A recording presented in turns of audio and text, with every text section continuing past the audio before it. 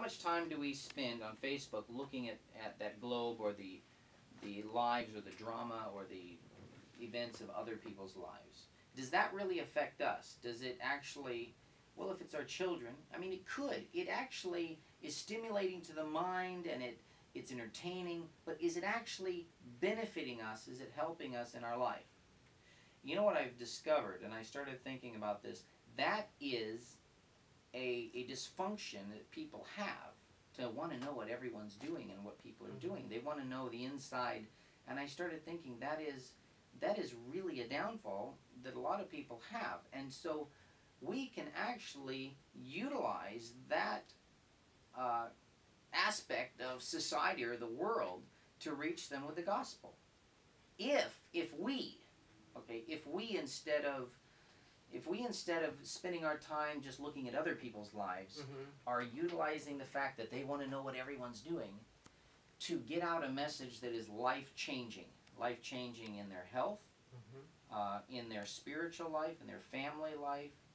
And so I am thinking strongly, and I'm not only thinking, I'm planning, and I don't really care how hard it's going to be. I need to find people to help me, assist me in doing this, to where Facebook, my Facebook in my life, everything that's going out is going to be life-changing in a positive way to other people. And that people can't invade into my, it's kind of like your home, you know? You don't want people coming into your home and destroying, you know, the moral values of your home.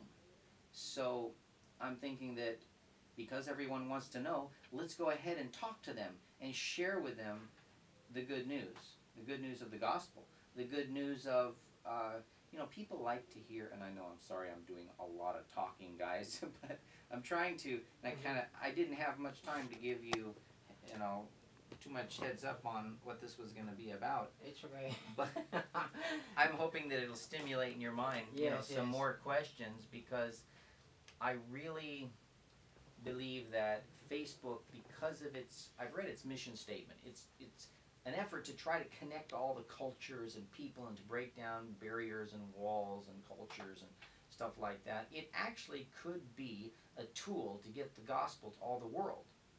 And the Bible says when that happens, Jesus will come. And that's true, because a lot of people now are using Facebook in their ministry. Right. You can check. Well, yeah, churches, all the churches, different denominations. So I am extremely motivated to get my Facebook set up to where it's just a lot of good. You know what's funny? Not really funny. It's heartbreaking, actually. I'm sorry I used the word funny. That people want to hear negative news. You notice that? The newspapers are full of negative. It's not like, you know, there was an extra amount of rain in so-and-so, and the grass is greener, and the crops are better. And, you know, it's a drought here, and a flood here, and an earthquake here, and it's all problems. And so I think in our Facebooks we should be spreading a lot of good news, a lot of positive stuff to uplift people. Sure, we can have some, I mean, it's real. Sometimes we have earthquakes and tragedies happening. And I've actually utilized Facebook when the typhoons, Yolanda and several hit here. I was able to communicate with people. One thing I was noticing when I came here, Facebook, it's incorporated into several Philippine phone companies. Yes. And during typhoons, they offered it for free for 3 or 4 months, no charge. And so when that's the way to communicate, and that's the only thing available, that's what we've had to use. Yes, that's the easiest way to communicate to your friends and also some other people. But you are also prone to criticism in this. So it's not easy. There's always good and bad of using Facebook. Like what you said earlier, that some people posting some articles in your Facebook account. So we must be careful or extra vigilant with that. Exactly, and I don't really have the time to constantly go through. I mean, I don't want to take the time. I don't think that my time should be spent monitoring and looking through. I don't want them to have the ability in the first place to be able to go in and do it. Now, you had a number of questions. I think 5 questions. More than. More than. Yes, I have more than 5 questions. Okay, and I don't know what our time was. Anyway, I guess we have people here keeping track of the time. No, but this is a 1 hour program, so it's okay. They'll notify us when it's an hour, I'm sure. So okay, go ahead and okay, let's continue. Because you're planning to engage into Facebook ministry, my question is, how are you going to get the attentions of the busy people nowadays to stop and to look into your blogs on Facebook? Well, I've got a few thousand videos up, and I've been told that more than 70% of the population out there that are online view videos. I mean, that seems to be, people want to see it, they want to, you know, be there. And so in my videos, I link them to my website or my Facebook often, or if it's to my website, then they can go to my Facebook. And so, and just my name, which is not really significant, but it's my name. It's what my parents named me. So using my own name, my real name, not a stage name, I've been able to, I noticed when I first joined Facebook, and after a little while, I got an invite to the Steve Jenkins Club. And that's my name, and I thought, that's strange. And they were having some sort of a reunion where 1,000 plus Steve Jenkins would be group gathering together. Everybody there, 1,000 people, would be Stephen Jenkins. And I thought, that is really strange.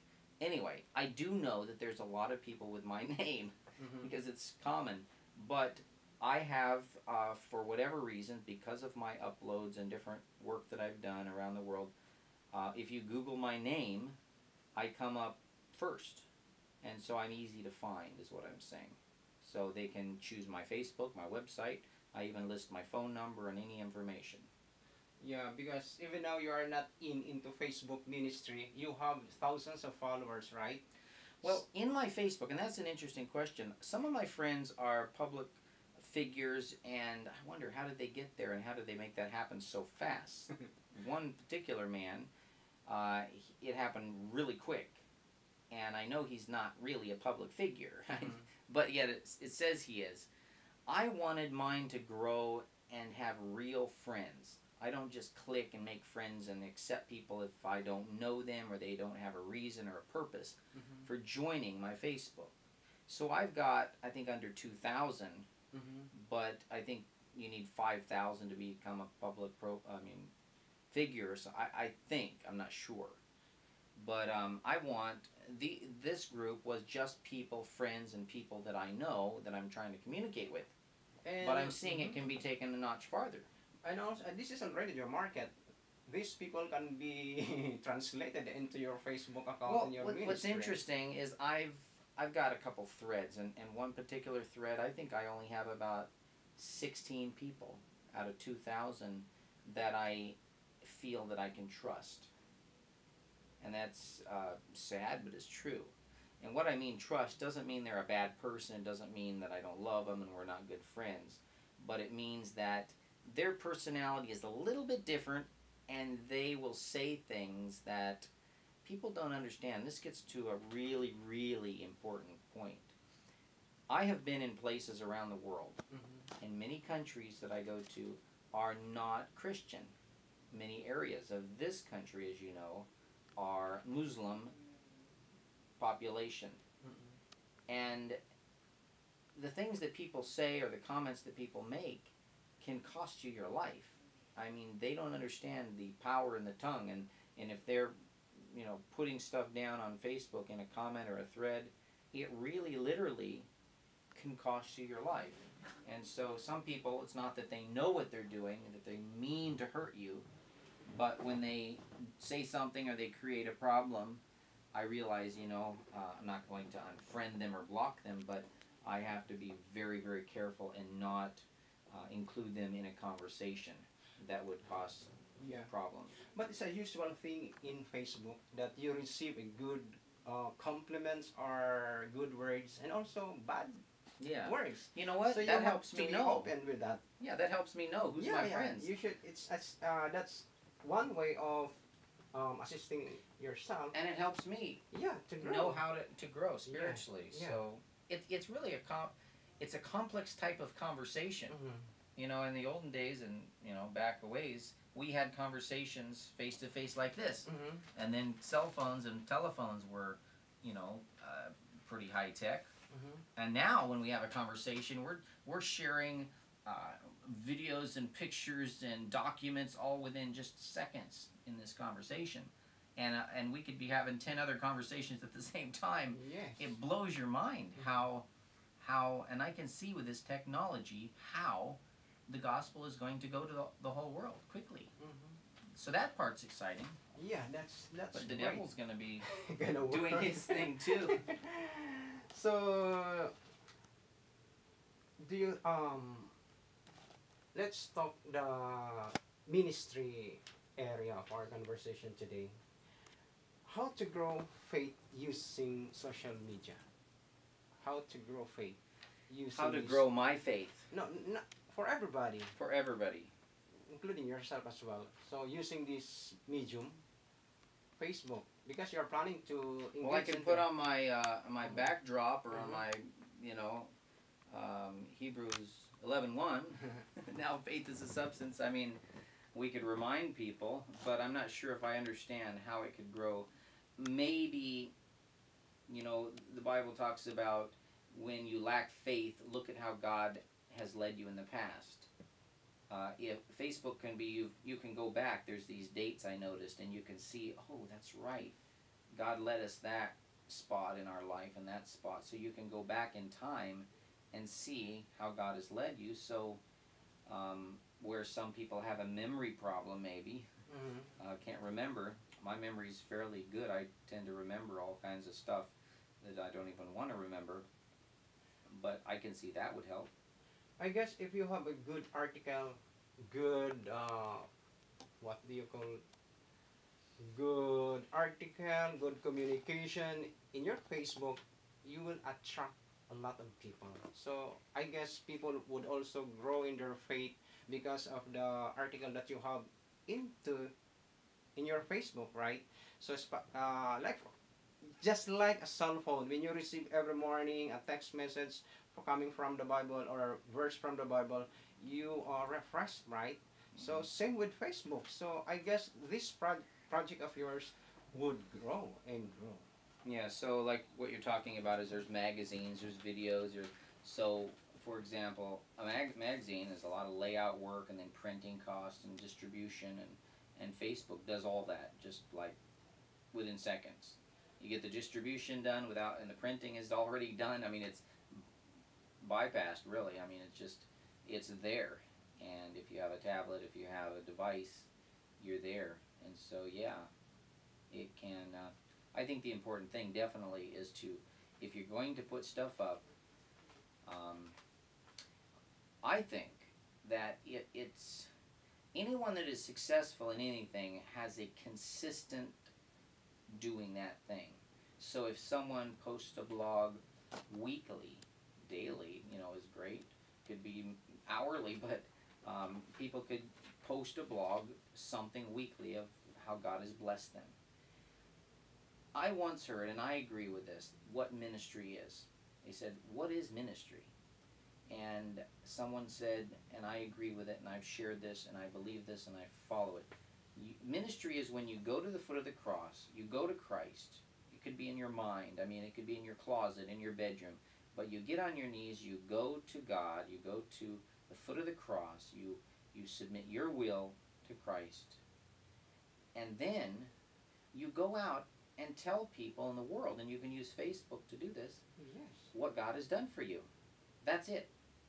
So you just go to the foot of the cross, submit your will to God, and then share with others in the world what God has done for you that week. And I have to say, I am guilty of not doing that. You know, we tend to use Facebook to try to solve our problems or get us through to the next. Sometimes, let's just talk about this for a minute. How many people, including me, need money? and we think, well, use Facebook.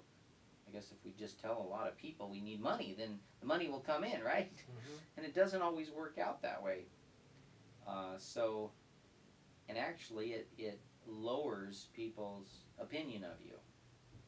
They seem to have a better opinion if you're never asking for money and all these wonderful things are happening and God's blessing, you know. It's interesting how that is. And it's a hard, this is a whole different topic, and we should do an entire program on this topic, but I have flown in and gone in purposely for the sake of helping people that I loved, a disaster zone, where there were thousands of bodies laying around for even 2 months before they could be picked up. I ran out of money, I got sick, I was on my deathbed. Do you think anybody helped me? I mean, God was there for me. A certain family were there that helped me. You still will be there. But I was on my deathbed. And I'll tell you, it was difficult. And in those situations, sometimes we reach out and we say things and we do things that we can regret. I'm not saying that I did that, but I think there was a tendency, and in these situations, to try and say, hey, and I used Facebook to do this, to say, hey guys, this is a big load, I can't lift it. Can you carry this corner and someone carry this corner? Would you carry this corner? You know what's interesting is they come, like I say, this is another subject. They come back and say, well, if God's blessing you, you'll be okay. He'll help you. And it's hard to argue with some of those statements, you know, because it's true. God will bless. But I've gone many days hungry. I've gotten sick. I've suffered. And truly, I think we do need to come together, you know, more. People need to share loads more, because and I think Facebook is a good way of networking to get people on the same page to be able to do that. Yes, because to give you an example, I have a page on my Facebook. I have the tag name is 70 Adventist Singles Worldwide, and now I have almost 3,000 members. So having Facebook account is not hard. Actually, Garvin, right? It's not hard. Garvin can teach you the technical side, and we can help you in some other ways. But putting into action, or putting into your plan, putting your plan into having a Facebook account for your ministry, I guess that this is a great and a big project of yours. Well, that's a lot of words. This and will not cost you. You know, that's the thing, is that Facebook is free. It's not no web free. cost. There's no. It's an amazing tool, I think, that can be used in good ways. We just need to learn.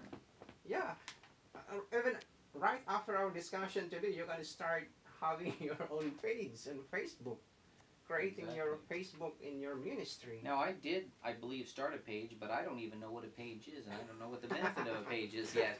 And what good is a page doing, or what is a group? You know. So before you let this man go home, you need to talk to him to set your mind on how creating the cameraman. Yes, yeah. He's not only a cameraman; he's your technical assistant with regards to your technical issues. So with this, I guess we discuss good things about Facebook, and maybe my last question is, how ready are you? How ready are you to begin this ministry? How ready am I? Well, I think when I was born, I remember when I was 5 years old, up in the hills and mountains, just seeking God and wanting to start some sort of a work for Him. It's interesting because, and I remember some very vivid thoughts that came into my mind as a child, which. And I don't know if I'm the only one that's ever done this. I'm sure I'm not. But I had thoughts. I'm 4 years old at the time. And I remember thinking, wow, I want to be a missionary. I want to And in my thoughts I said, when I get old, when I grow up, I don't want to forget this. So I would sit and think about it and say, I don't want to forget this, because I want to get, when I grow up and get older, I want to remember so that I don't do what other grown-ups do to me. Does that make sense? Yes. Because I wanted to do things and I was young, but I was told, no, you can't do that, you're just a child. But what's interesting is when I became a teenager, they said the same thing. You can't do that. You got to go to college and you got to do this. And when I got older, and now I'm going to be 50, and they're still telling me I can't do it. And it's really, so I have tried to remember, and I have remembered when I was 4 years old, and those thoughts. And that is, when other people come around me, I don't care if it's a 2-year-old child that barely knows how to talk. I started documenting and looking into children preachers. And my wife's brother, at 5 years old, was our evangelist. He would travel around with us, and he was the main speaker. And so I really believe that God can use the humble, the small, the weak, the children, anybody that is really humble is an important thing, but that is willing to be used. And so Facebook, I try my best in my comments and messages and communication to give positive affirmations to young people and everybody. Yes, you can do it, and encourage them and love them and have a connection and build a relationship. I think we could end it on this because this is an important note, and I'll let you, you're the host, but if you have any more comments too, but let's kind of end on this note. If there's only 2 things that really matter, and those 2 things being God and people, then our conversations, which develop relationships with God, we could probably, talk to God on Facebook, right? We can say prayers on Facebook. Yes. We can say messages. Dear God, this is what I'd like to say to you today, and share that with, everybody on your page. If we are to build relationships for heaven and with God, and we're using Facebook for that reason, I think it's a win-win all the way around.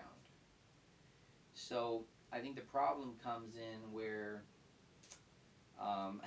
we don't know how to use it. And one of the worst things that happens, and it happened to me when I first got going, is someone says something about you, and you're like, oh, perk up because that's me. They're talking about me. And sometimes you get a little offended, and you want to say something back, but you don't realize there's 1,000 other people reading it. And it creates an explosion, and you suddenly lose friends you've had for 20 years, for example.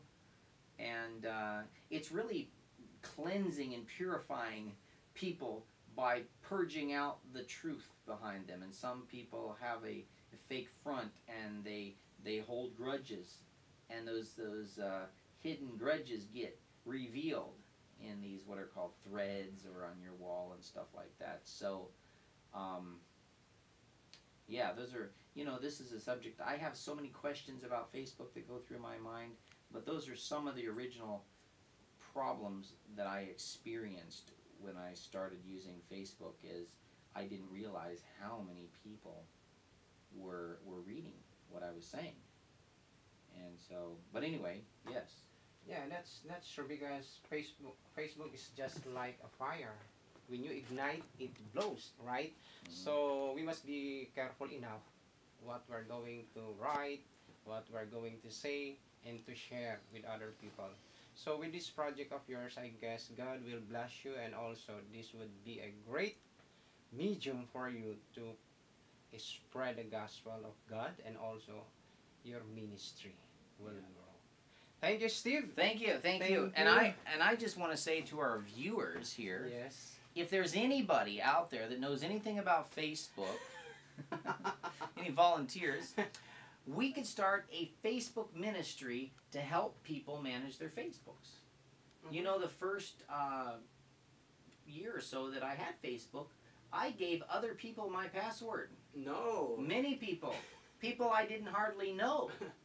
And people that didn't have the same values, but I gave it to them because I said, oh, you can manage. I didn't know how to use it. That's a big no-no. But I learned that Facebook is really an extension of you. Yes. It really, what it does, and it's like a smartphone or smart TV, it starts to know you, and it starts to, you know, give you recommendations, or I don't know if I'm saying this all right, but it starts to develop a character like you. That's true. And we're told, you know, through Scripture that we are to develop a character like Jesus. You know, so you know, our Facebook should represent Jesus.